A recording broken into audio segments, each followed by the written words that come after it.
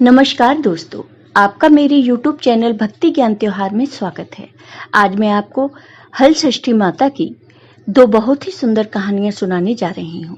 अगर आपको ये कहानियां पसंद आए तो कमेंट बॉक्स में हल षष्ठी माता की जय अवश्य लिखिए। साथ ही अगर आपने अभी तक मेरे चैनल को सब्सक्राइब नहीं किया तो सब्सक्राइब कर लीजिए और बेल आइकन पर क्लिक जरूर कीजिए, जिससे हमारे वीडियो के नोटिफिकेशन आपको मिलते रहें। अब सुनिए ये कहानियां। किसी गांव में एक धनवान वैश्य रहते थे। उनकी पत्नी बहुत ही उत्तम स्वभाव वाली थी, किंतु उनके पूर्व जन्म के पाप के कारण उनके 6 पुत्र हुए, परंतु उनमें से एक भी पुत्र जीवित नहीं रहा। इससे वैश्य की पत्नी बहुत दुखी हो गई और दुखी होकर वह घर छोड़कर वन में चली गई। वन में उन्हें एक तपस्वी मुनि मिले। वैश्य की पत्नी रोती हुई उन मुनि के चरणों में गिर पड़ी। तब मुनि ने कहा, क्या हुआ बेटी, तुम्हें क्या परेशानी है? मुनि के पूछने पर वैश्य की पत्नी ने अपने दुख का कारण उन मुनि को बताया।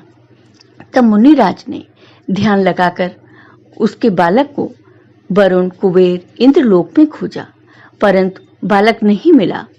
तब वह समाधि लगाकर ब्रह्मलोक गए। वहां वह बालक दिखाई दिया। मुनि ने कहा, हे बालक, तुम्हारे वियोग में तुम्हारी माता मृत्यु लोक में तड़प रही है, इसलिए तुम मेरे साथ चलो। यह सुनकर वह बालक बोला, हे मुनिराज, मैं कई बार गया और वापस आया हूँ। अब गर्भ के दुख से मैं दुखी हूँ, अतः अब मैं नहीं जाऊंगा। मुनिराज ने उसे बहुत समझाया, परंतु वह तैयार नहीं हुआ और मुनिराज से बोला कि उनसे कहना कि वह मुझे पाने के लिए हल षष्ठी माता का व्रत करें और व्रत के प्रभाव से मेरे उत्पन्न होने पर मेरी पीठ पर पोता से प्रहार करें, तो इस क्रिया में मैं दीर्घ आयु हो जाऊंगा। यह सुनते ही मुनि की समाधि खुल गई और उन्होंने सामने बैठी वैश्य की पत्नी को उसके पुत्र का संदेश कह सुनाया। वैश्य की पत्नी संतुष्ट होकर घर वापस आ गई और समय आने पर उसने हल षष्ठी व्रत किया। व्रत के प्रभाव से वैश्य की पत्नी गर्भवती हुई और उसे एक पुत्र की प्राप्ति हुई।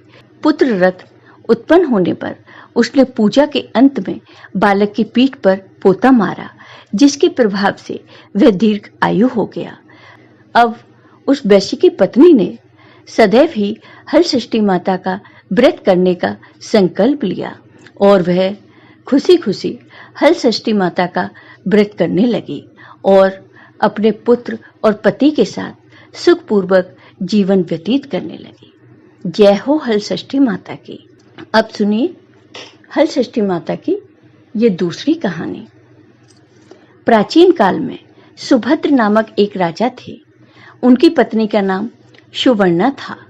उसके हस्ती नामक एक प्रतापी पुत्र था, जिसने अपने नाम से हस्तिनापुरी बसाई थी।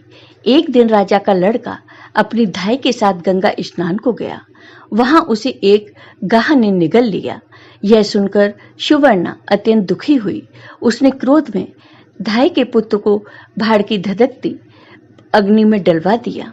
धाती पुत्र शोक में निर्जन वन में जाकर एक शिव मंदिर में जाकर शिव, पार्वती तथा गणेश जी की उपासना करने लगी।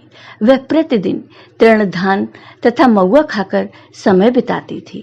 व्रत के प्रभाव से भाद्रपद कृष्ण पक्ष के एक दिन उसका लड़का अग्नि से निकल आया।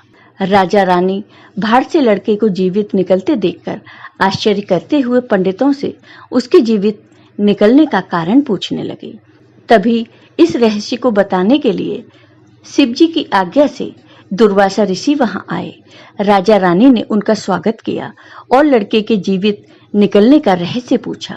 दुर्वासा ऋषि बोले, हे राजन, इस धाती ने वन में नियम पूर्वक श्रद्धा से भगवान शिव, मां पार्वती और भगवान गणेश तथा स्वामी कार्तिकेय का पूजन किया है, जिसके प्रभाव से ही इसका लड़का जीवित हो गया था।